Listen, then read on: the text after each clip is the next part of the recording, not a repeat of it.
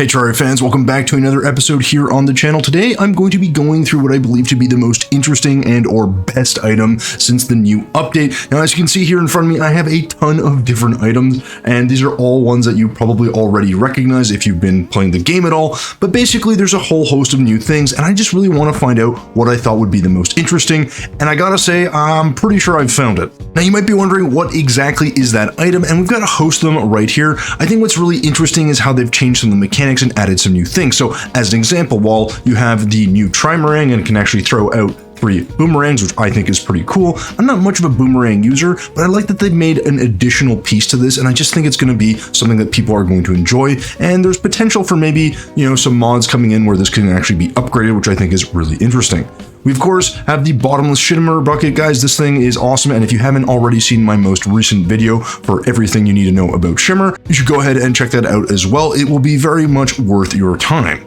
Now, of course, this bucket works pretty much like every other bucket. You just use it wherever you want, and in this case, you'll be dropping shimmer instead of, well, honey, lava, or some water. Now, some of the items here are maybe not that interesting. I think, for instance, the high five, while it's a nice new add for a yo-yo, especially in the early game, it's not something that I find that's going to be particularly useful for me. Again, not much of a yo-yo user, but as you can see, it does summon some killer bees when you attack things, so it's not so bad. Conversely, the Wand of Frosting is just a Wand of Sparking that you can, well, use and shoot in the exact same way as you would a Wand of Sparking. Again, super low damage, but in this case, it's going to apply a little bit of, well, Frostburn instead of just, well, regular Fire Burn. So yeah, do with that what you will. Now, there are some really good additions to this game overall, and my items that I'll probably highlight as being, I guess, second tier, as it were, are going to be things like the Rod of Harmony, which obviously removes the debuff and is really useful, and also the Terrorblade, which they've just simply changed the animation. As you can see, I really like the way they've done this. It just looks a lot more interesting to me, bigger sort of area of effect, and yeah, just a nice add. Now, as you know, guys, I am a builder, so I do like things like this, the Hand of Creation, which of course increases mining speed, block and wall placement speed, and the placement tool range. It also increases your pickup range and automatically paints and coats objects. It just does everything that you could possibly want, and it actually frees up a number of inventory slots, which I think is fantastic. But that brings us to the question, what is the best item that they've added in Terraria 1.4.4? Well, you're actually looking at it. You may not see it, but it's this. The quadcopter. This thing is super cool. I don't really know how the uses will come out in terms of actual utility throughout the game. I think it's just a cool little thing that they've added. But one thing I do think about it is it's going to add a ton of awesome features when people are making mini maps. Not something I make, but as a builder, I actually see a lot of potential. And that being said, I actually went out of my way to build myself a little racetrack, which I think you guys are going to enjoy.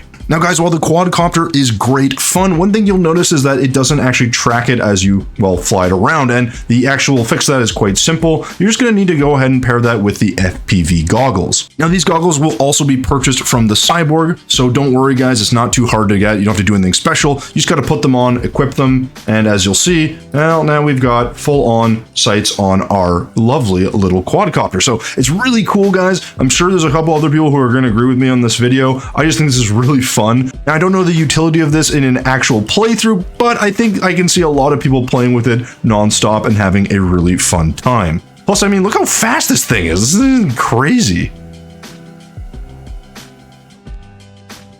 And to prove I'm not lying, guys, you can actually buy both the Quad Racer and the FPV goggles for 12 gold a piece from the Cyborg, so very simple. Now, I don't know if there's a particular unlock. I think you just have to simply have the Cyborg, and he will have these on hand. Now, with that said, guys, you know I am a builder, and that means I definitely went out of my way to build a very interesting racetrack, and we're going to get to that right now.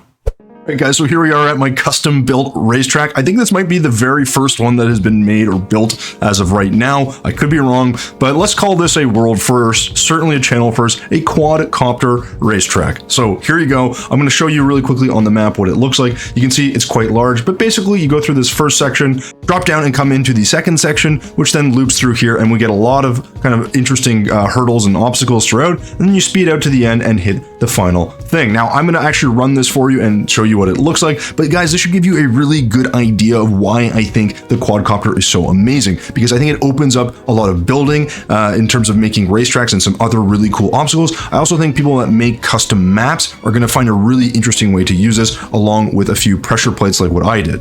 And for those who are curious, yes, this will be a build video that you'll be able to see on the channel very soon. And I think, like I said, it might be a world first, so I don't know, maybe that'll do something for us. Anyways, guys, let's go through this race and see what we can do.